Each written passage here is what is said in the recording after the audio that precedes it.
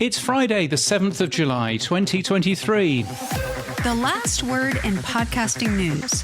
This is the Pod News Weekly Review with James Cridland and Sam Sethi. I'm James Cridland, the editor of Pod News. And I'm Sam Sethi, the CEO of Podfans. In the chapters today, Android still highly fragmented for podcast apps. Podcasters are getting more comfortable with AI tools. The core audience for podcasts are men aged 25 to 34. And RSS.com adds more support for the Podcast 2.0 namespace. And also... Hi there, my name is John W Gibbons. I am the CEO and Chief Product Officer of Libsyn. And I'll be on later to talk a little bit about the history of Libsyn and then also where we're going in the future. He will. This podcast is sponsored and hosted by Buzzsprout. Last week, 3,115 people started a podcast with Buzzsprout. Podcast hosting made easy with powerful tools and remarkable customer support. And now AI to help you publish your show. And by Pod News Live in London this September. Tickets at podnews.net/live. From your daily newsletter, the Pod News Weekly Review. So, James, let's kick you off this week. Android. It looks like it's a little bit fragmented. Now, last week we spoke about the closure of Stitcher, which was a very popular Android app. And now this week we've got a report out that Android's highly fragmented. Tell me more about this highly fragmented platform you love using. Yeah, so this is data from OP3. So it comes with a few sort of warnings in terms of it's just data from OP3. And OP3 isn't necessarily representative of everything. But what is very clear is that Apple Podcasts, it's basically dominated by three different apps. If you look at the top three apps, Apple Podcasts, Spotify, and then Apple Core Media. So you look at those three, and those are responsible for more than 75% of all of the downloads. If you have a look at Android, it's a very, very different story. Lots of very different apps in there. What you can see from this data is that iOS, everything is basically Apple Podcasts or Spotify. But the jury's still out in terms of Android. Yes, Spotify is very popular, but there's all kinds of other apps in there as well. So we're still really looking for a big number two Android app, which I just thought was interesting. It's your friends, isn't it? It's the bet. They've got to do it, haven't they? I keep on banging on about Apple getting an Android app because kind of they have to, although I can see that if they were trying to sell Apple podcast subscriptions, which would be the business reason why they would code an Android app, then clearly they've got a problem there because Google would want 30% of the money, I suppose. So maybe they'd have to build out the website first so that they can push people to the website in order for them to, I don't know, it's all a bit of a mess. But clearly Apple is missing out by not having an Android app. But they're not stupid, so I'm sure they'll be working on something. But yeah, what more can you say about that, I guess?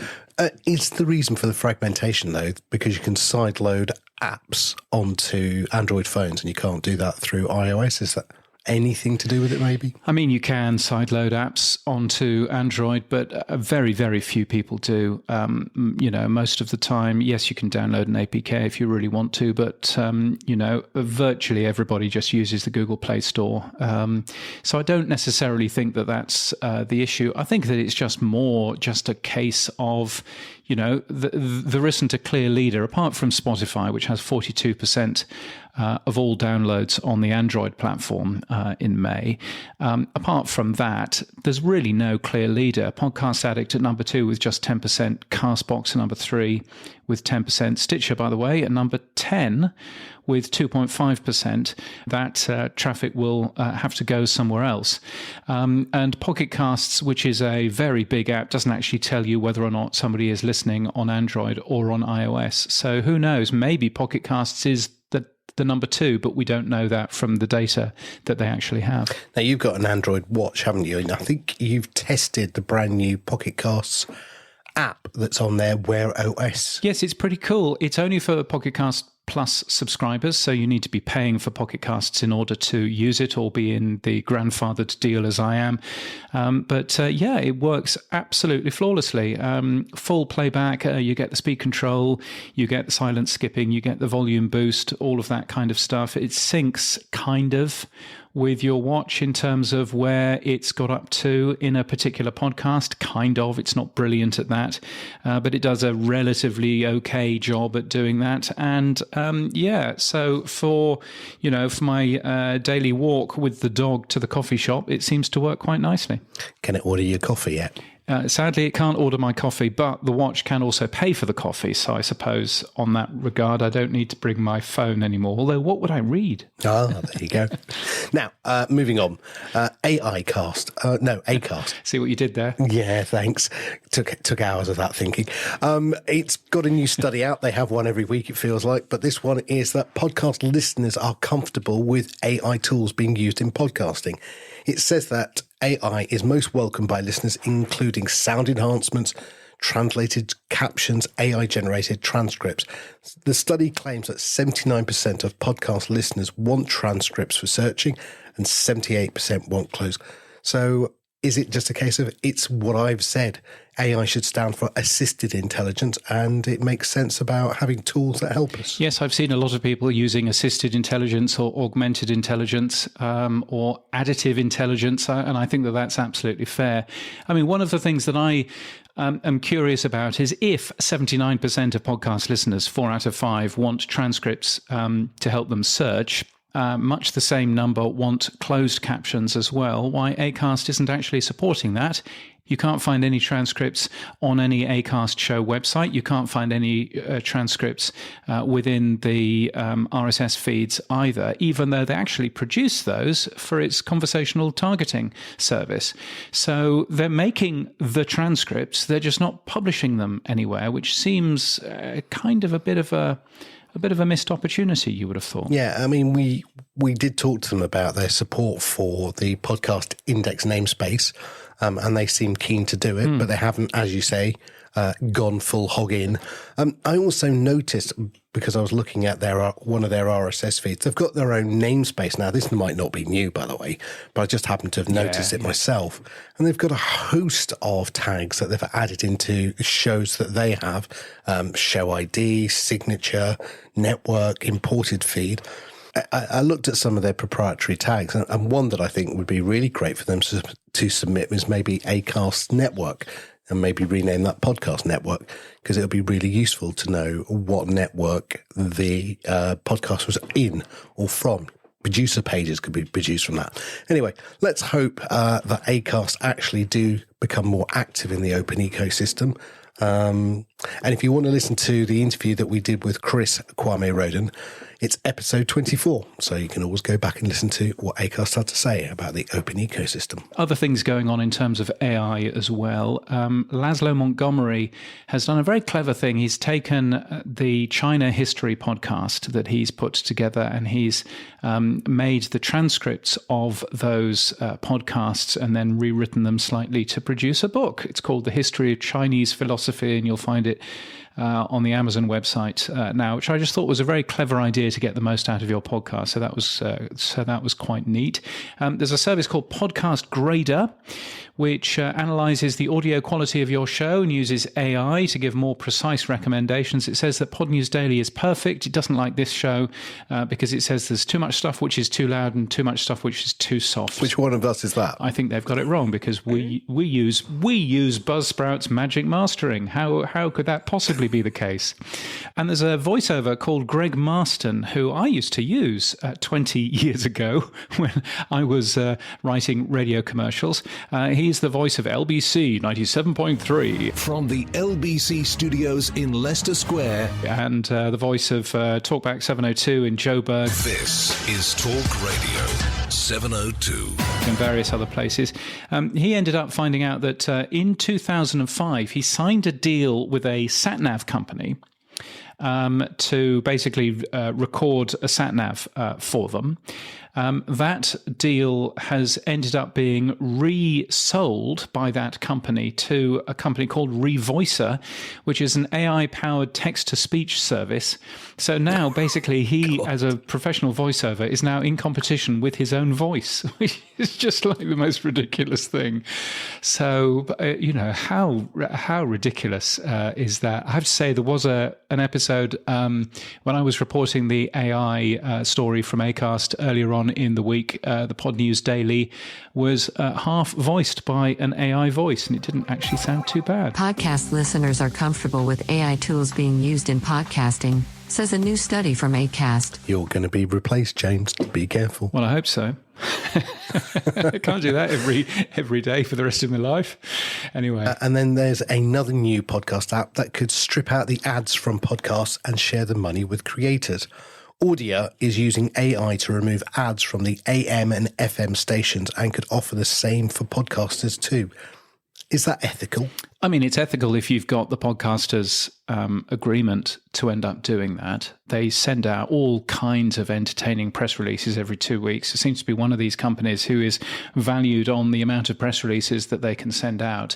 And the amount of jargon in there, I mean, it won't be jargon to you. You'll be familiar with de novo MAU growth data, promises to reduce current burn, and 2 non-binding LOIs with a buy-side M&A strategy. You'll be familiar with all of that, but to me, well, to me it makes no sense. I did take a degree in business bullshit, so yeah, that's fine with me. I've got one of those, an MBA, more bullshit than anyone else. That's what they stand for. Yeah, crikey. But I think it's one of those companies where, you know, they're sending out press releases like that, and you go, oh, well, they must know what they're talking about. I must buy some shares. But yes. Unlike the company that our guest looks after. Yes. Well, last week we talked about John W Gibbons being appointed as the interim CEO for podcast hosting and monetization company Libsyn. He's been with the company since January 2022, and he was previously CEO of Pocket Casts. And we thought it'd be really good to reach out to John and find out what's going on with Libsyn. I started off by asking John, you know, what is the plan for Libsyn? So yeah, as you said, I've been here since January 2022. I was hired as the chief product officer and then also served in the role of president. My background that kind of led me here is I've worked in technology for 25 years now, most recently previous to being at Libsyn. I was the CEO of Pocket Casts, which is a revered podcast app. It's my podcast app of choice and was owned by a consortium of sort of leaders in this space, including NPR and BBC and WNYC. And then I also was the first advisor to Podchaser. I'm a big fan of those guys and what they're doing there as well. So the space is one that I'm very familiar with and one that I'm very passionate about and is very much a part of who I am as a person as well as what I do for a living. And I guess to answer your question in terms of where Libsyn was and where we're going, as you're well aware, and I assume most of your listeners are, Libsyn is a pioneer in the podcasting space, was among the first podcast hosts starting in the early 2000s and has grown since then and has an enormous amount of goodwill and hosts tens of thousands of shows among the largest in the industry. And so traditionally it has been I think what you can say is a vertical podcast host. And we could talk a little bit more about this in detail, but where we're moving towards becoming a horizontal services company. So not only will we host your podcast, but we also will help you record, we will help you monetize, and we will help you become more professional. And we can go into a little bit more detail about that as we discuss, but that's kind of where we came from and where we're going. So when you left Pocket Casts, what was the enticement? As you said, Pocket Casts, great. It's under the WordPress banner. I know Matt from 20 odd years now, Matt Mullenberg. So what was hello, John, come on over to Libsyn. What was the enticement then?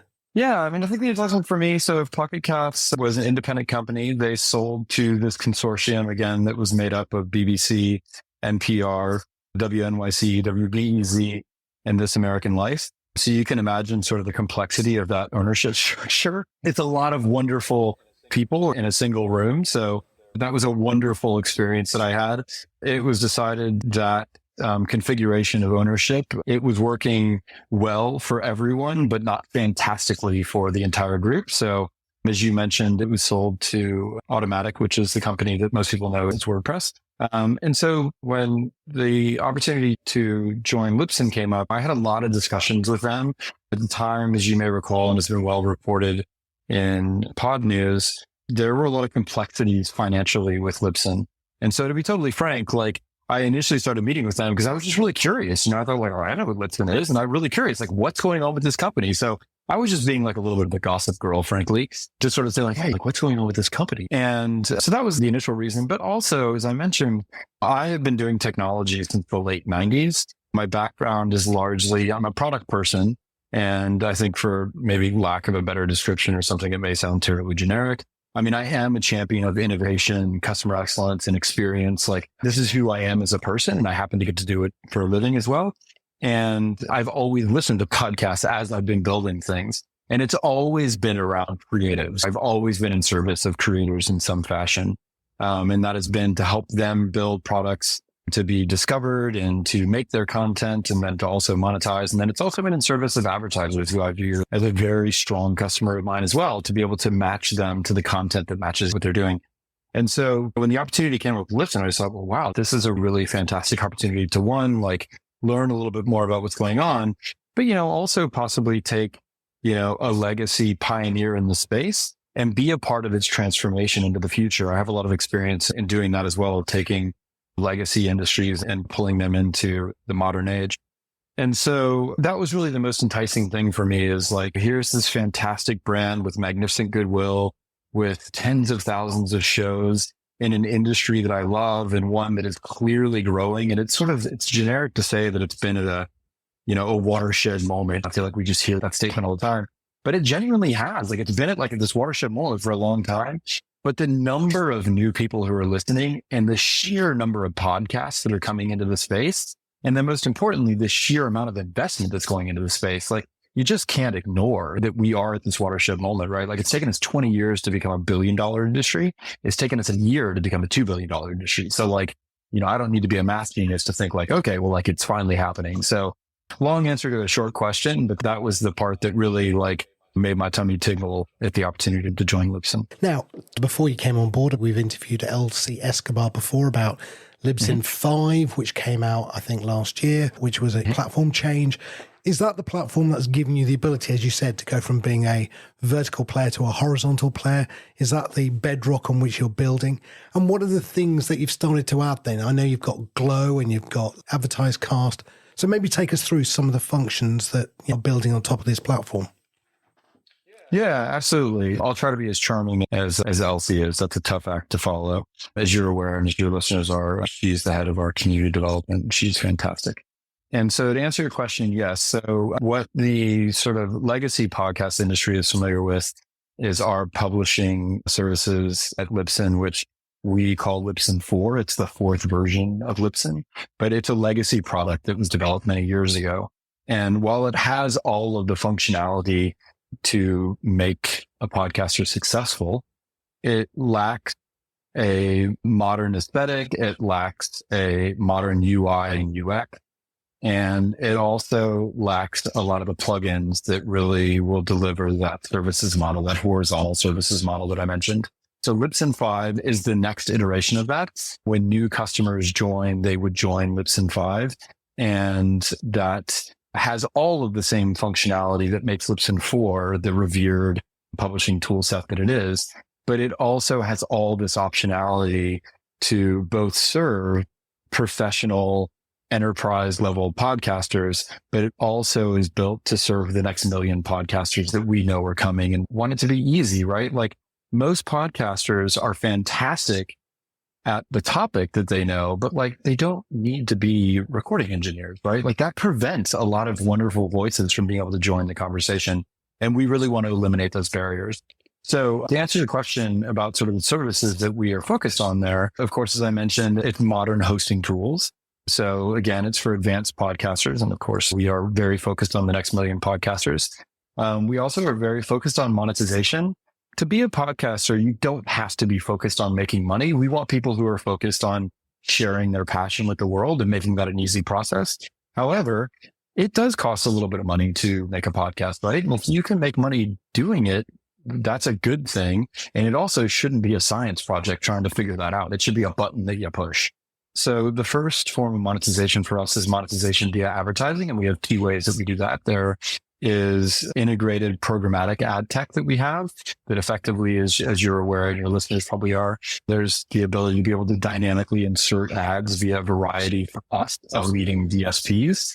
And that allows us to deliver very quality CPMs and also very high fill rates. And there's a relationship between those two things that will probably bore everyone who's listening to go into great detail about that. But those are two very important things that we're very focused on.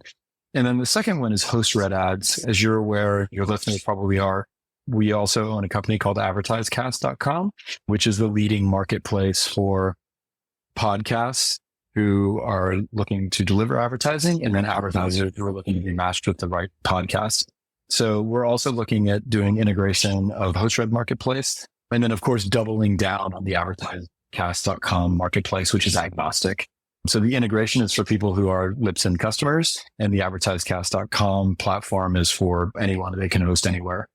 The second form of monetization is monetization via subscriptions tech. So this is integrated subscription services. So in many cases, if you don't have millions or hundreds of thousands of downloads and you have a smaller audience, but they're very passionate about what you do, they're willing to pay you for a subscription service to be able to get exclusive content or to be able to access things early or whatever it may be. And we're very focused on being able to provide that service to our listeners as well. And again, the idea is you should be able to click a button and be able to access these things. You don't need to be a technical whiz to know how to do this. The third is that we have integrated a recording service. It's a tool that we call Studio. It's for new podcasters and then those who are just wanting simplicity. Those are, they're easy tools to be able to build your podcast. So I want to be able to record. I want to be able to develop building blocks. I want to be able to auto level. I want to be able to access music. And then I want to be able to publish just easily. So that's a tool that is available to all of our customers, and anything that they record using Studio does not count towards their storage. So we really want to be able to provide that easy recording tool for people. And then there's a couple others. We have a tool called Connect, which is a browser-based, high-quality remote collaboration recording tool. It has integrated multi-track recording, which allows for sort of easier editing as a continuous sync, very high quality. It has built-in chat, and that is available to any of our customers who are on the $20 plus plan. So the idea that someone's paying for another service elsewhere when they already have access to it is something that we really want to be able to help people save money with. And then the last that I would say in terms of things that we plug into Libsyn 5, we also own a company called Pair, PAIR.com, which is a web hosting company. And we are also building in tools for people to be able to easily access domains and easily access professional websites. And we're using data and personalization to be able to help people along their professional journey. And so again, very long statement for short question, sorry. But the idea is that we have been a traditional hosting company for 20 something years. And we believe that the market has moved on, and we really want to support that market by providing all these services that are easy for people to access and easy for them to understand so that we can get more voices into the podcast ecosystem rather than fewer because of barriers to be able to do all these things that seemingly can come off as very complex. No, it's really cool. I call it the 5 Ps of podcasting though: pre-production, production, post-production, profitization and PR. And those 5 allow you to really look at all the elements. So, for you, it's like helping people get ready to actually build their podcast, record their podcast, as you said now, with Connect, post-production with your tools, monetization with your dynamic ad insertions and AdvertiseCast, and then the promotion of the website and the whole thing. So it's really cool that you've now covered the full gambit. You've also taken on a new CTO, or you've promoted a new CTO in the company as well. One of the questions that everyone would want me to ask is, given that you've gone from what we call legacy to now a modern day platform, when are you going to officially support the Podcast Index namespace 2.0? Yep. No, it's a really good question. And we've had conversations with them, and it's a totally valid question. We, as strong advocates of independent podcasting and also of the open ecosystem, the Podcast 2.0 space is something that we do absolutely support and want to be advocates for, not just in word, but also in action. With that said, I would say, or I would share rather, that we are a 20-year-old company that is relentlessly marching towards modernization for our customers. And part of our service to those customers is making sure that our technology is modern and that we are doing away with tech debt. That's potentially a boring part of the conversation here, but tech debt is a real thing. And you can imagine anybody who works in technology, the tech debt that we are harboring here at our company is enough that it's an area that we have to focus on.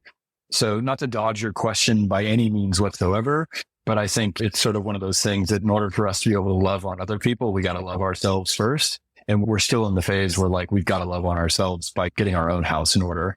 But I would say, and I'm happy to sort of say this publicly, that we absolutely support the Podcast 2.0 initiative. We have verbally committed to that, to those groups.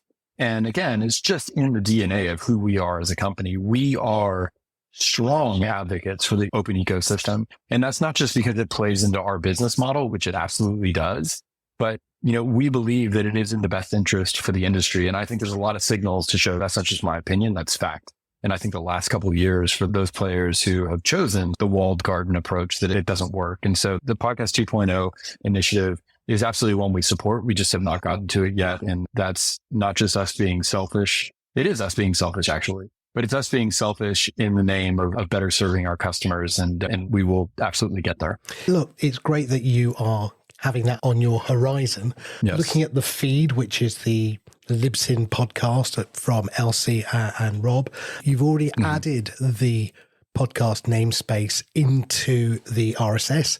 You've got support for the soundbite and the locked tag. That may have been manually added rather than programmatically added through a UI. But it's narrow of direction, right? So could I press you on a time frame for that? Are you talking 6 months, a year? Yeah, so this has moved for us. And I think we don't have to get into the great detail of the state of the economy, but I'm sure we'll talk about that at some point.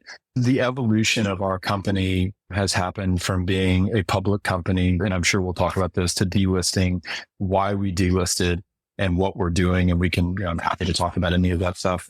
Our priority is to make sure that we are effectively shepherding a financially responsible company here. And that's not just to be capitalistic pigs. It is in service of our customers. The more that we can shepherd a financially responsible company, the better that we can serve our customers and the better that we can serve the next million podcasters who are coming. So to answer your question about the timeline, we had initially talked about this happening in 2023. The state of the economy in 2023 has changed dramatically. And we also have been on a bit of an M&A spree, of which we're very proud. And that we have really focused there to make sure that we are connecting everything the way that it should in our sort of get our house in order phase.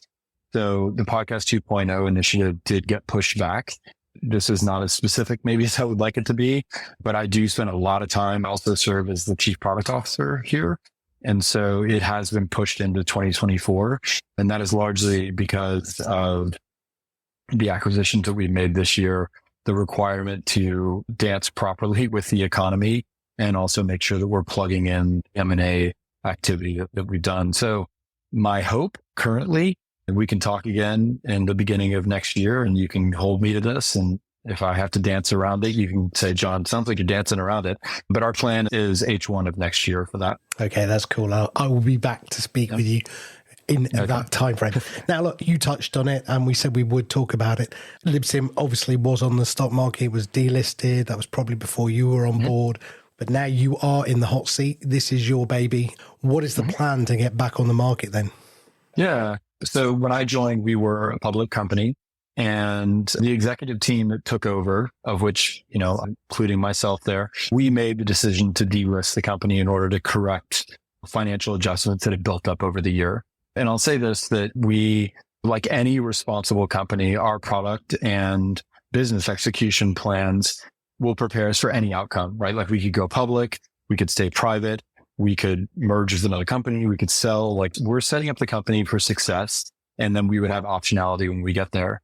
We, as a result of all the work that we have done since delisting in 2022, we completed our 2022 financial audit in May of this year. Pod News reported on that, and anyone can find that at investor.libsyn.com. And I'll say that the interesting thing, I don't count myself as a finance person. I am a product person. But as a result of my roles, I'm obviously around finance a lot. But finance is one of these things that it's kind of like being pregnant. You can't be a little bit pregnant, right? Like it's just you are or you aren't. And so being out of compliance financially, it could be $1 billion or it could be $200. And the financial adjustments that have been built up over the years, rather, were simply things that were like VAT taxes that hadn't been collected properly. It wasn't the gossip that I was like kind of hoping for, frankly. Like when I took it on, I was like, there's going to be some good juicy gossip here. And like there wasn't, unfortunately. It wasn't the juice that I was kind of like hoping for. So either way, to answer your question again, as I digress, is that our plan right now is to continue to get ourselves in order. We've demonstrated that through the audits that we've released. We are seeing fantastic growth. That we've seen 39% growth from 2021. So we are a near $60 million company. We are doing fantastically as a company, and we're going to continue to invest in making sure that we get our house in order. So we don't have an immediate plan for what we're doing, but we are preparing to make ourselves beautiful, and whichever direction we decide to go, we feel like we'll be prepared for that. As an executive team, that's wonderful because it's a second silver lining. You know, you can have your compensation packages aligned to it, and boom, if you go back into the market or you get acquired. And in the, as you said, the economic downturn, what a better time to sort the house out in preparation for the uptime. So that's exactly right. That's exactly right. And I think also as we were looking at the areas to focus on, there's like a lot of nothing to see here, frankly, but it's just easier. There's so much compliance stuff that's really important, but our intention is to uplist onto a market that has a broader investor base and where we are in the company of the industry in which we participate. And so to delist and to do all that work, and then release our audits on our time frame without having the distraction of compliance requirements. Of course, our audits are compliance. It was just an easier process. But yes, to be able to use this time to get our house in order and then decide what we're going to do has been a wonderful choice that I'm really proud of us for doing. And also our shareholders. We have thousands of shareholders, and our board has been very happy with it. And I've received a lot of support in that process. Now, one of the things that the industry has been talking about is YouTube and the advent of video. Daniel Eck's been talking about 100,000 video elements on Spotify. And it's been this whole, is YouTube a podcast, not a podcast conversation? But putting that aside for a minute, where does Libsyn sit in the pantheon of what video will do? Are you going to be supporting it as a platform, or are you just going to leave that to others? No, so we do support it right now. In January of this year, we announced a partnership with YouTube in order to deliver real-time metrics for our podcasters in order to better support their monetization efforts. So we absolutely support it as an open ecosystem advocate. And I dare I say like the advocate, right? Like we are the company that did this. And that's the other reason why you asked me earlier why I joined, is that I was like, man, like I salute that flag all day long. And so to be able to be a part of a team that gets to drive that forward is frankly a real pleasure, a real honor. And so, yes, we absolutely support it. We support creators being able to share their voice. And we believe that the widest distribution to do that is how success is made. And that's not just us being like generous people. It's also, we make money from that. And we want our creators to make a lot of money, and we want them to be able to find wide distribution. So yes, we absolutely do support video and are excited for the growth that are seen there. I happen to be like an audio podcast person. I have this conversation with people all the time. They say, well, like, what do you think about video podcasts? And this is just me. And like, hopefully someone can correct me on this, but I just don't find video to be podcasts. I think those are videos. Like that to me is like, that's a video. You know what I mean? It's chicken. You're like, no, it's not chicken. It's a steak. You're like, well, they're both meat. You're like, but it's a steak. It's not a chicken. You know, it's like, that's just me. I know that people are going to be rolling their eyes and think like, that's so podcast. We support people being able to share their voice wherever it goes. But for me personally, I'm an audio person. So that's just my 2 cents in the ring of is video podcast. And I think you just said it's a video, not a podcast. Yeah. It's a video. That's just me. No, we're in agreement. Look, the other hot topic that everyone talks about is AI. I mean, again, add that to your stack and suddenly, strangely, VCs go, oh, let's increase your value by $1 billion, you know. I mean, I've just seen more emails and press releases with, you know, the thing we were doing 2 years ago. Well, that's actually AI. You didn't call it AI 2 years ago, right? And now I'm seeing all these companies telling me that they've got an AI solution. So let's just clear the deck. Where is AI and Libsyn, if anywhere? Yeah. So from me just being like a pretentious technology person, I agree. I think people misuse the title the same way that they misuse machine learning. That was the previous term du jour, but like fad, right? So I think we are in the camp like everyone else that we are trying to understand where AI is. I don't want to use the word disrupt, but where it is going to enhance the podcast industry. Like there's very clear ones that like, that AI, they're now like AI driven news podcasts. I think I heard that on Pod News this week, actually. And so we're really trying to figure out where can AI support what we are doing for our customers. I think some areas that are sort of most obvious for this are on our marketplaces for advertisers and podcasters. Like, how do we better connect them? I think that's a really important thing. I think that we can use AI against transcription to be able to better categorize. But again, that's also in the marketplace dynamics of being able to connect advertisers to podcasts, but also can be used for better SEO for our customers. So I think that's maybe a longer way of just saying we're not really sure. We are very focused on it, as is everyone else. I think to not be paying attention to it is one. I think it's impossible. I don't think you can not pay attention to it. It's everywhere, right?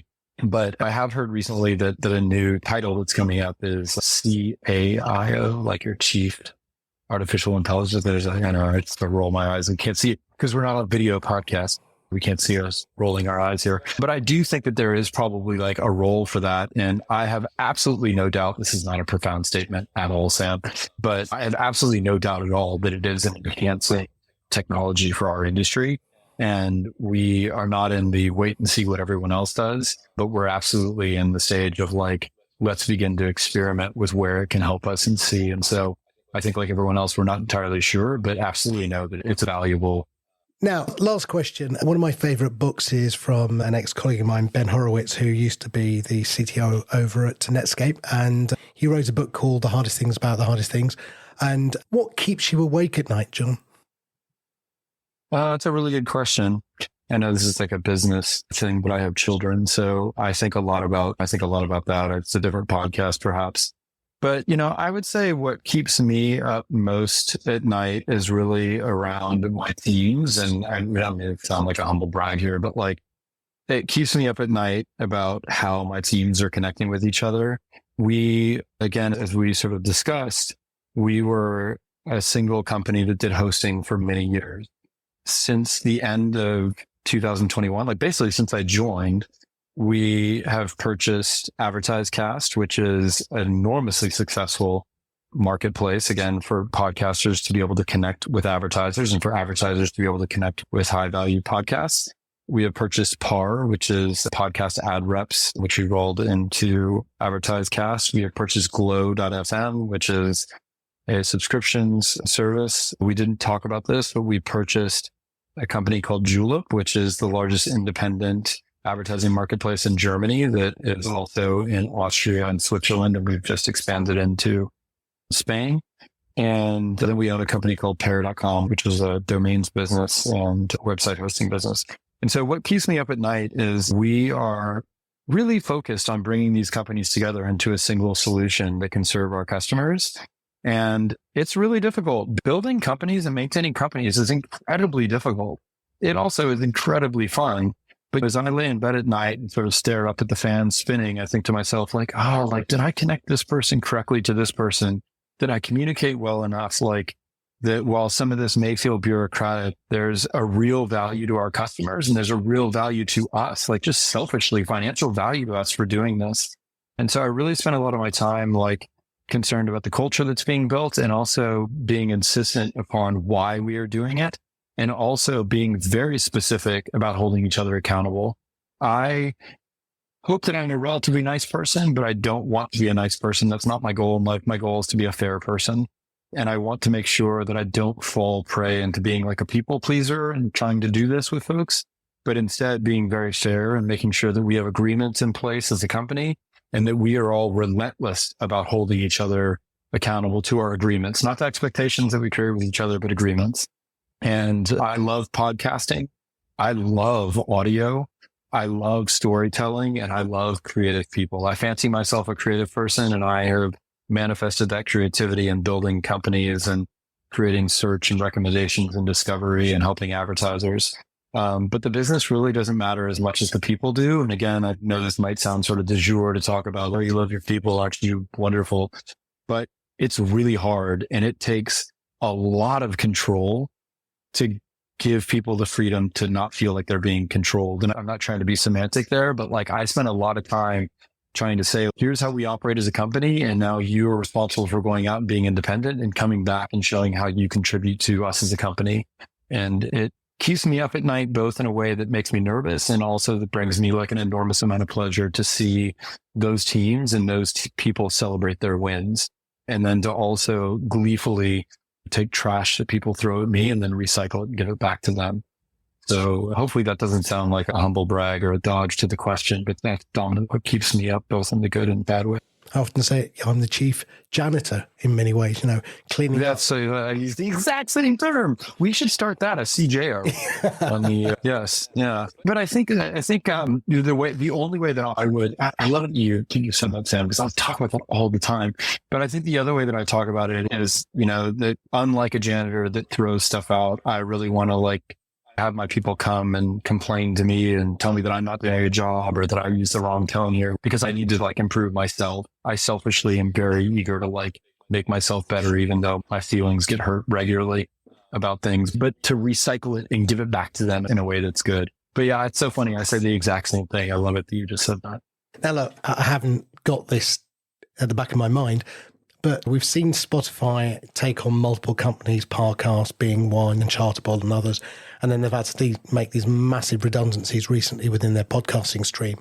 How is the pressure now? I mean, have you been able to retain your staff? I mean, this is the culture that you're trying to build. How's Libsyn been in this economic downturn? Yeah. So I'm sure that different people listening to this will have different perspectives on my answer here. But I personally am very proud of how we have managed the downturn. We have had some layoffs, but many of those layoffs have not been a result of our revenue. We have grown. And again, I would just point you all back to our audit that does have compliance associated with it. We didn't just make it up, right? It's a real audit. And so we have grown significantly. Some of that has been the acquisition, but a lot of it is organic. We are growing as a company. But again, that's because we're evolving as a company and generating more cash. So I feel really good about that. The jobs that we have shed, jobs that either we've been able to consolidate, and that's really difficult. It's hard letting people go. That probably need not be said, but it is. It's very difficult to let people go. But again, we are very focused on being a financially responsible company. And that's not just in kowtowing to our board, or we are not public any longer, or for press releases. But again, we're very focused on profit and operational excellence because we want to make more money so that we can make more things for our customers and we can hire more teams, that we can invest in things like AI. If you're not making money and you're just on the principle of we're here to support creators, which is great. But if you're not making money, you can't invest in things to help them grow and to help yourself grow. So we're very focused on that. And I would like to think that we're being thoughtful when we do need to cut back in certain areas. And look, we're not perfect. And I think like other companies, we probably made some mistakes along the way, but we really have not had to shed. We haven't had the mass layoffs that other people have had because, again, I think that we've been very responsible about the way that we've grown. So you talk about increased revenues. Sorry, and just for clarity, are you now profitable?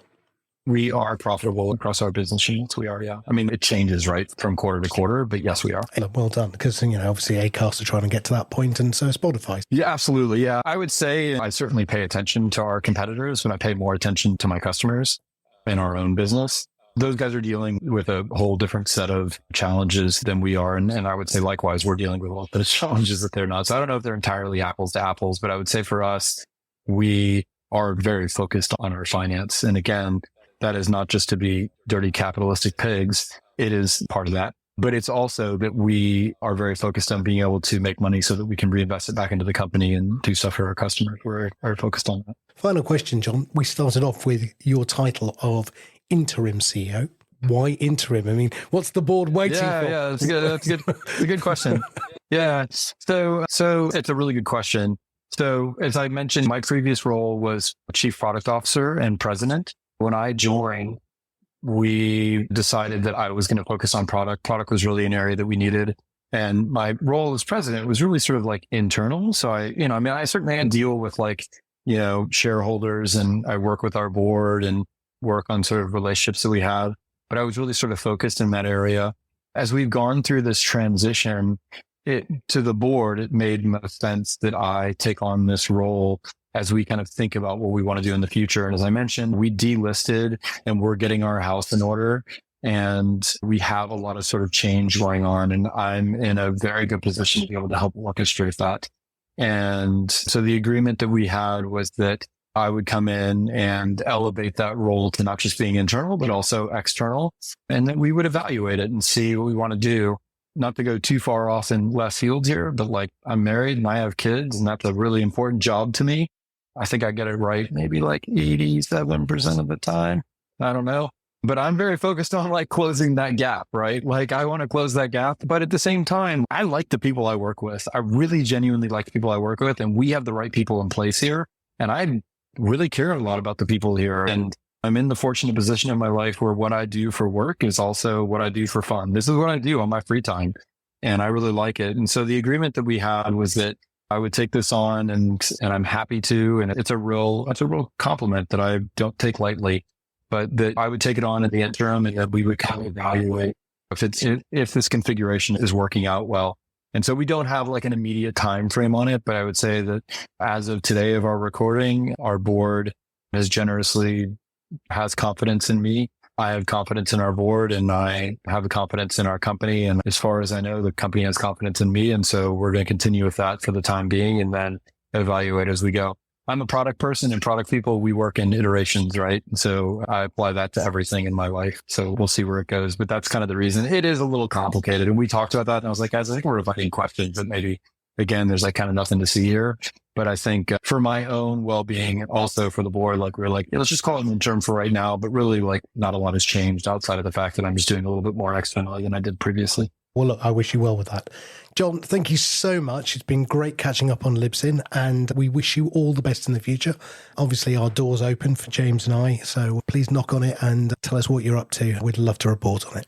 Well, thank you. I appreciate that. And I guess I would also say that I so absolutely appreciate what both you and James do. And you both are largely responsible for a lot of the education that I have. And so me personally, I'm very appreciative, and then we at Libsyn are incredibly appreciative as well. So yeah, thank you. John W. Gibbons, the interim CEO for Libsyn. You can find out more, of course, at libsyn.com. And thank you to them for being our sponsor on the Pod News Daily all this month as well. Sam, I thought the days of exclusive shows were over. Spotify isn't doing any more of those, are they? Well, we did think that was the most sensible strategy going forward, but nobody sent the email to Audible, clearly. The thoughts, because they've just announced a sci-fi comedy called Third Eye, starring Neil Gaiman, Will Wheaton, and many others. It's coming out in October. I mean, look, Audible is an entity to itself, really. I mean, it doesn't feel part of Amazon. It sort of feels like they bought it but kept it separate. They do have podcasts and audiobooks in the same space, but they just don't really talk about podcasting. They just call it exclusives. So yeah, they're just weird. That's all I'll say. I think they're one of those, first mover advantage companies that are doing pretty well, are making lots of stuff, which at some point they will release onto OpenRSS. But it may be a number of years. West Cork was one of those that was released onto OpenRSS a couple of, about a year or so ago, and was very good, possibly even longer. That used to be an Audible exclusive. So perhaps that they're doing that, but they're certainly very good at signing up all of the big stars. Now, Audible's app, is that downloaded from iOS? I can't remember when it's so long ago since I downloaded it. I don't even know. And if it is downloaded from iOS, are they then paying the Apple tax? I think they are. So they're part of Amazon. And I think what they're doing is that Audible's app, which you can download from the Apple App Store, I think that Audible's app is one of those that allows you to, it works on your phone, but you need to sign up on the web first. So I think that they're sort of getting, and coming back to the Apple Podcasts conversation, Apple Podcasts don't have a website version. They've got this thing called Apple Podcasts Preview, which has been previewing there for the last 10 years. So clearly isn't necessarily fully there. If they were to roll that out and make that a bit more of a web app, then they've got the capability of buying a subscription on that way, and so that therefore they can avoid giving Google 30% of their cash. And I'm sure that that's exactly the same way with Audible. Certainly, the Amazon Kindle app that I have on my on an Android tablet that allows you to read the books that you have bought, but if you want to go and buy a book, then it basically says, no, you can't buy a book from this app. You have to go onto the website. It doesn't even give you a link. It just basically says amazon.co.uk or amazon.com.au. Go over there and buy a book. So, and why not? I suppose it's one way of getting past the Apple tax or the Google tax, I guess. Yeah, I mean, I get credits and then I go and use my credits. So, oh well, just wondered how they were getting around it. Now, let's move on. Trends. There's a bit of trends that we want to cover. Buzzsprout, friends of the show, sponsors of the show, have posted its platform stats for June, James.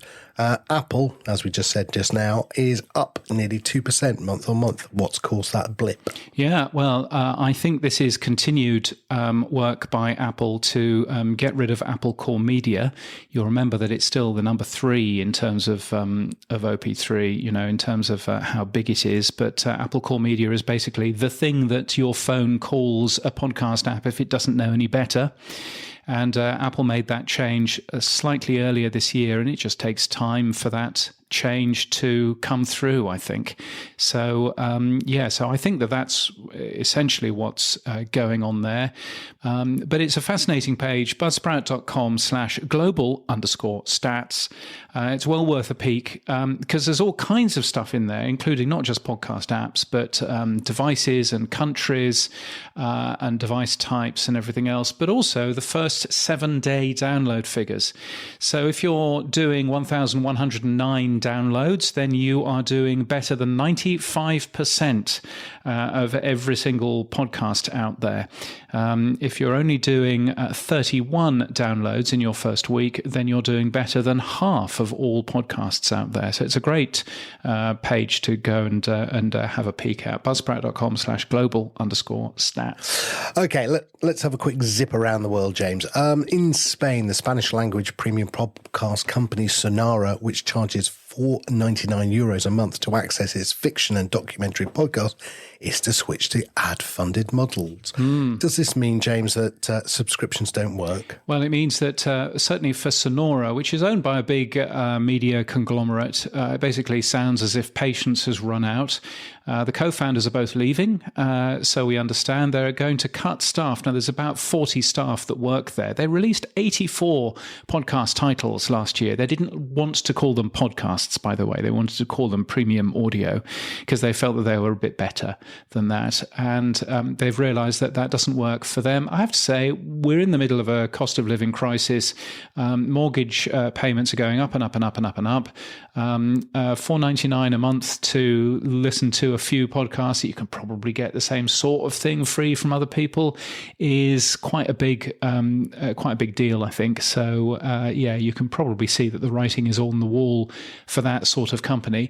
That said, Spain is full of premium podcast companies who charge. Podimo, again, is charging. Evooks is charging. 68% of original podcasts from these large companies are only available if you pay. So perhaps what's actually going on here is that Spain is seeing a bit too many paid-for podcast companies, and perhaps there's a bit of rationalization going on in that market. Well, yeah, I mean, it's interesting, though, that they've got a culture of payment, as opposed to several other countries which don't have a culture of payment. Anyway, good luck to Sonora. In job news, not much job news at the moment going on, but one of them is Ruth Todd, who is the new Executive Vice President and Chief Content Officer at Bonneville International. She'll oversee the content vision and execution across Bonneville International, including the podcasts that they do. Bonneville International is a big radio broadcaster in the US as well. There are still jobs going on, though, even though we are in the middle of summer in the Northern Hemisphere, at least. If you want to find out what those jobs are, Pod News has podcasting jobs across the industry, across the world. podnews.net/jobs. The tech stuff on the Pod News Weekly Review.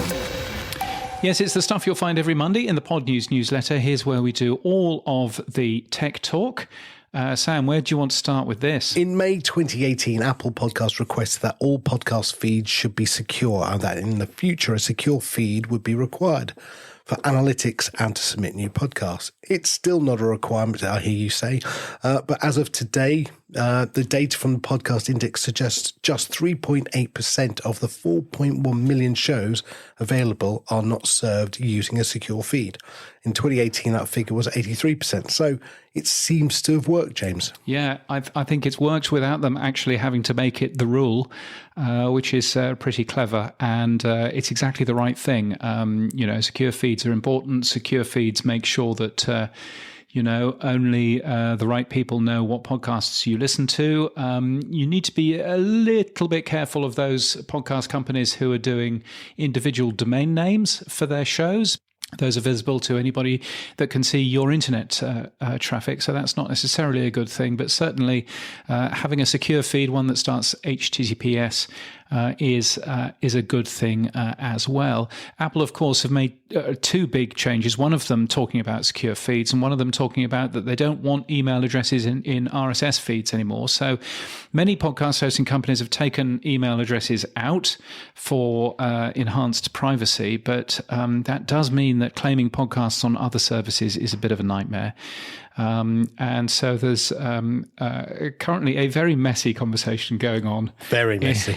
Very messy in the Podcast Index GitHub, talking about a new field which might be called podcast authorization. It might be called podcast verification URL. Well, I mean, on Friday I was listening to Dave and Adam, and thanks, Dave, for pushing it forward for phase 7 as a priority. But I was pulling my hair out because they were talking about, we could have the user update the podcast TXT field, a bit like DNS. It's very simple. I'm going, 99% of people can't update their DNS. Why do you think they're going to be able to update the podcast TXT field? They don't know what that means, right? Yes. So then Dave said correctly, we can have, a new tag, and that can contain a string within it that sends the user back and they can log in. But then we can wait for it to podping, to update. I'm thinking podping's not that stable, and the time that it would take. And I'm thinking, why are we reinventing the wheel? It's basically OAuth. As Elon still can make it work, I go to the Twitter API, I just put in my credentials, and boom, it brings me straight back to my website instantly. That's it. It doesn't have to be any more difficult, and the user experience has to be that simple. There seems to be an awful lot of foot dragging because nobody wants to do full OAuth, and fiddling around with other forms of doing it, and nobody's actually thought about what the UX really ought to work. Exactly. And so when I hear the use of, we'll just send it via podping, I still feel, it's not going to be simple, but we'll keep knocking the door and see what happens. But yes, we'll see. Phase 7 of the namespace, where this goes. Now, moving on. Now, one of the things in my dim, distant past, I was at Netscape and I was in the browser war. And one of the things that we found worked very well was being able to use HTML naming numbers, or whatever you want to call them, HTML 3, 4, 5, right? As shorthand for new features and functions that we were releasing within the browser. And again, I think iPhone uses that. Nobody needs to know what an iPhone 14 feature set is. They just know, you've got an iPhone 14. It's shorthand. Now, my little idea and thought was, look, RSS 2.0 has fundamentally died on the Harvard site. It hasn't been updated since 2009. There's nothing been going on. The advisory board, I don't think, are even active in extending it. Adam is the inventor of podcasting, and he is part of the podcast namespace. Look, why can't we, like Dave Weiner did, just simply, he one day announced, I'm going to call it podcast RSS 2.0, and he just skipped 1.0 and took over.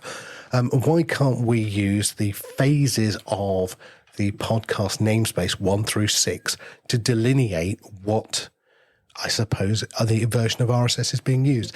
I wonder whether we can then try and nudge people to go faster or quicker by saying, oh, well, that host only supports the 2.04 version of the namespace, and that one is 2.06.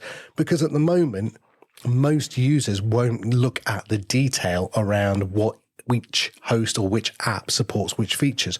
So maybe we can call it podcasting 2.01, 2, 3, 4, 5, 6. And that is a way of creating a label or a badge that you can put on your website or in your app or on your hosting site to say exactly what you do. And then when you click on it, it will take you to phase 6 and show you exactly what's available. Yeah, well, I would certainly agree. I mean, I think one of the problems with the new podcast namespace is that not all of the new tags are a good idea. Let's be frank. Some of the new tags aren't a good idea. And so it's probably up to a separate body, maybe the Podcast Standards Project, to basically say, we like these. We have wide support for the transcript tag, let's just say, as an example. And maybe the transcript tag is RSS 2.1. And if you support the transcript tag, then hey, great, you're in RSS 2.1. And if you support the transcript tag and the location tag, then it's RSS 2.2. But you don't end up saying that you support 2.2 unless you support both of those tags. And I suppose the difficulty just comes in finding tags that everybody can buy into, that some people aren't going to get upset about. And I suppose you can see from Acast's point of view, their transcript tag, it won't work with dynamically inserted ads. So perhaps that's one of the reasons why it's not there. I mean, I would only quote to you what Wikipedia has said in terms of calling it RSS 2.0 when Dave Weiner came up with that idea. Wikipedia says, because neither Weiner nor the RSS Dev Working Group had Netscape's involvement, they couldn't make an official claim on the RSS name or format. This has fueled ongoing controversy, citation needed, in the syndication development community as to which entity was the proper publisher of RSS. And so I think I'm just kind of slightly nervous about taking Dave Weiner's baby away from him. He's pretty good at calling out people that he doesn't agree with. I should probably just focus on, let's just call it, the Podcast Standard Project version 2.1, version 2.2, or away we go. But then that would mean that the Podcast Standards Project, won't actually do some work. And on that note, the reason why Netscape didn't respond, because I do know, because Mike Homer, who was a head of marketing, died at that point. And Mike Homer was the lead person who was pushing forward for portals and news sites and using RSS. So unfortunately, Mike, brilliant guy that he was, passed away. So that's why I think it was a little bit naughty of Mr. Weiner. But other than that, I think one of the reasons in the browser war that it worked, and I think if you could call it a podcast war now, is that it gives the non-technical user a way of doing it. So web developers, for example, would say, oh, I've got to use the latest version of HTML to get that competitive advantage. And in the same way, hosts hopefully would say, well, I've got to use the latest phase or the latest version of RSS namespace to get a competitive advantage. And apps are like the browsers, should be also implementing those features. So in a co-opetition market space, I said earlier, Fountain and Podverse don't support the location tag, but Podcast Guru and Podfans do. So, hey, I've got a competitive advantage there. And I want to be able to talk about that and therefore have a label or a badge that says, hey, you're not the latest, greatest version. I am, and I'm ahead of you. And maybe they'll be ahead of me in the future. No, I completely agree. And I think, having something, and this in my brain is something that Podcast Standards Project should have been doing, is actually having a pretty easy, straightforward, okay, if you support this one tag, then you can say that you support version 2.1. And if you support these two tags, then you can claim that you support version 2.2. But if you don't support either of them, then you can't. And at the moment, we've got companies who are using the Podcast Standards Certified logo who don't support some of the tags. And I don't think that they should be able to claim that they support it, because at the moment it's all or nothing. If there was a standards group, which I've been talking about for years and years, if there was a standards group, I think that would be a good thing. Anyway, there's my little idea. See what people think. Podcast events on the Pod News Weekly Review. Events coming up include the People's Choice Podcast Awards. We should mention those. They are open. The nominations are open now, and you can register and vote for whoever it is that you want to. It's in its 18th year. It's run by Todd Cochran. It's a very good podcast awards. There's even an award there called after Adam Curry. So worthwhile giving that a go. There are more than 30 categories for you to enter at the People's Choice Podcast Awards. Let me just tell you what the URL for that is. I think it's podcastawards.com. Ownyourown.com, yeah. Yes, get your own.com. Don't eat me, Todd Cochran. The Paris Podcast Festival's competition is looking for entries. You've until July the 17th. More details about that in the Pod News website. Just give a search for Paris Podcast Festival and you'll find that. Also, the Independent Podcast Awards are taking place in the UK, and the International Women's Podcast Awards. You can enter for those right now. And last week we had a great interview with Naomi Meller talking about events. Podcast Movement in Denver is happening. Of course, it's the next big event in the middle of August the 21st to the 24th. Then the world will be going to Podcast Day Asia, which is in KL in Malaysia on September the 6th. Loads of really good speakers speaking there. Podcastdayasia.com is where to find more information on that. And of course, there's Pod News Live in London on the 27th of September. Podnews.net/live has all the details on that. It's cheap to go to, but it's definitely worthwhile. Tickets for that are selling fast. It will be a sellout. So you should be getting in there and buying your tickets now while you still can. Podnews.net/live is where to go for that. And there are more events, both paid for and free, at Pod News. Virtual events or events in a place with people. Podnews.net/events is where to go. Boostergram Corner on the Pod News Weekly Review. Oh, it's our favourite time of the week, Sam. Indeed. It's a Boostergram Corner, James. Yes. And Gene Bean has sent us 10,000 sats. While talking to the masses, he says, I think we'd be well served to refer to sats simply as an in-app, in-ecosystem token that facilitates sending money that can very easily be converted back into fiat money by the recipient. I agree wholeheartedly. He continues, conceptually, converting fiat money to sats is no different to me purchasing tokens at a fair to use with the various vendors. I have said this in the past.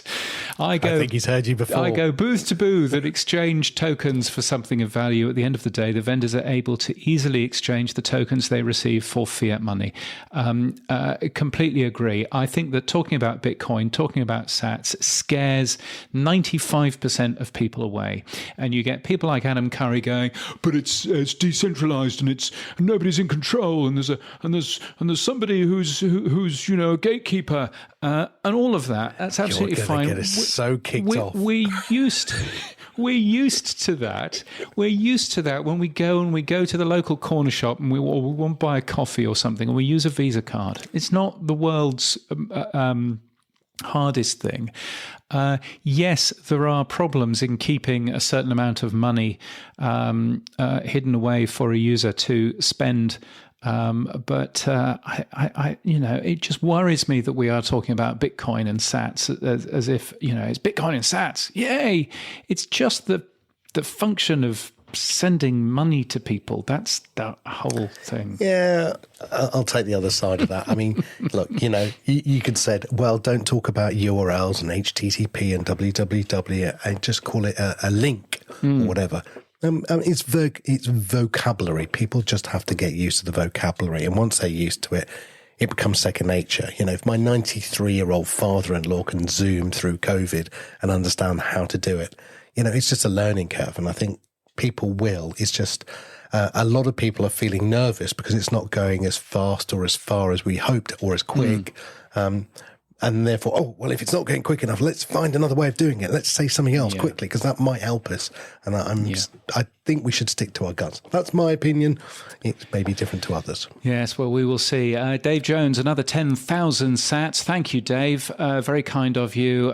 Dave was talking about my plan for some coding time last week that never really happened. I had the same experience this week, James. My family was out of town all week, says Dave, and I planned to get hundreds of lines of code written. How many lines of code did I actually write? About 50. Yes, I know exactly the thing. You have to be in the space for writing code. I ended up getting very excited last night and writing all kinds of things, and redoing the footer on the Pod News website and all kinds of things, because all of a sudden I thought, right, that's what I can do. I've done Pod News for the day. That's what I should be doing. But it never really sort of happened. So yes, I'm glad that you've spotted that. And something from Kyron as well. Yeah, I'm working on the education with the Value for Value podcast season 3 starting next week.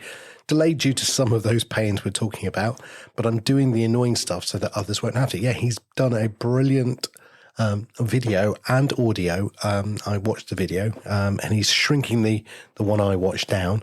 I highly recommend people go and watch it. It will explain what value for value is in a very simple, logical way.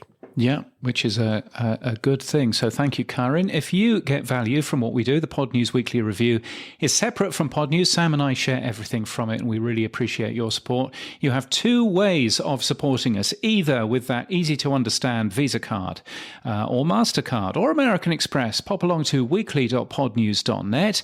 You can support us with as much as you like in there, and it's a regular support, weekly.podnews.net. Or you can support us with sats by hitting the boost button in your podcast app or just streaming sats. That's all cool. If you don't have one of those, podnews.net/new podcast apps will help you find a new app. Now, what's happened for you this week, Sam? Not too much, but one of the things that I did really enjoy listening to is Twit episode 934, because Leo has finally started to understand that micropayments might be the way to save himself, because 1 hour, 21 minutes, that's all I'll tell you to listen to. You don't have to listen to it all. They have a whole conversation earlier about Twitter's API charging, Reddit API charging, advertising failing, subscriptions not working. 1% of his listeners only pay to go into his private not into Discord. Yeah. And then one of the guests says, well, hey, have you heard of this thing called micropayments? And of course, Leo immediately poo-poos it. Oh, that's just Bitcoin. Blah, that doesn't work. Oh, it's all corrupt. But they persist in the conversation, totally getting it wrong, by the way. It was the blind leading the blind in the conversation. Right. Oh, yeah. You get these super fans who do boosts and it's called $500. And it was just awful to listen to. But you can see the pennies beginning to drop, and they're beginning to realize that the advertising model won't be sustainable going forward, and subscriptions do not work, period, end of conversation. And so they need to find a new way of doing it. And then they open up the conversation. I thought that was interesting about newspapers and the original way that RSS and blogs were done. And could you pay for articles on a per article? And so it was a good conversation in the sense that I finally think they're beginning to say, oh, is there another model out there? And this is what I mean about it's taking time, but I think the pennies are beginning to drop. You haven't been on any podcasts yourself, have you, recently? Well, it's nice to be asked. If anyone wants to ask me, I occasionally have an opinion. But this time I was on RSS.com's Podcasting 101 show with Ashley Grant, and she was asking me about Podfan. So thank you very much for doing that. Now, James, what's happened for you this week? Well, I was on national TV, which is very exciting, from this very office. On the ABC, I said, "Do you want me to go into the studios? I'm only 20 minutes away by bus." And they said, "No, we don't have access to any studios for this sort of thing, mate. So you can just do it on your Zoom." So it was very nice, and it was like I was there. I was there. And, so what was quite funny is I bought all of the fancy shelves and things on the Monday or the Tuesday, and cut them down and installed them and everything else. And then by Friday, there I was doing a podcast in front of the fancy shelves with the books on the, and all of that. So that was all good. I've also been on a few podcasts which should appear any minute now.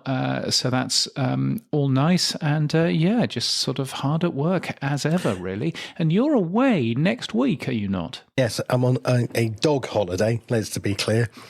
So I'm down in Cornwall, in Padstow, very nice. Excellent. So have you found a guest, co-host? Yes, I can tell you who that guest is exclusively. That guest, because we don't have enough middle-aged white men, that guest will be Rob Greenlee. Has he finally split up with Todd then? Is he coming over to us then? Is that a permanent replacement? Maybe this is the plan. See ya. So looking forward for Rob being our guest this time next week. We'll see how tight we can get it, but Rob will be a good man. So that should be good fun, and we'll talk to you in a couple of weeks' time. Indeed. Enjoy your dogging holiday. Thanks. And that's it for this week.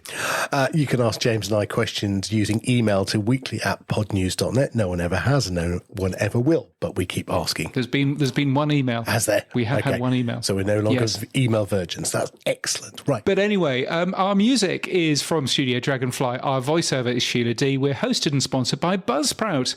Podcast hosting made easy. Get updated every day.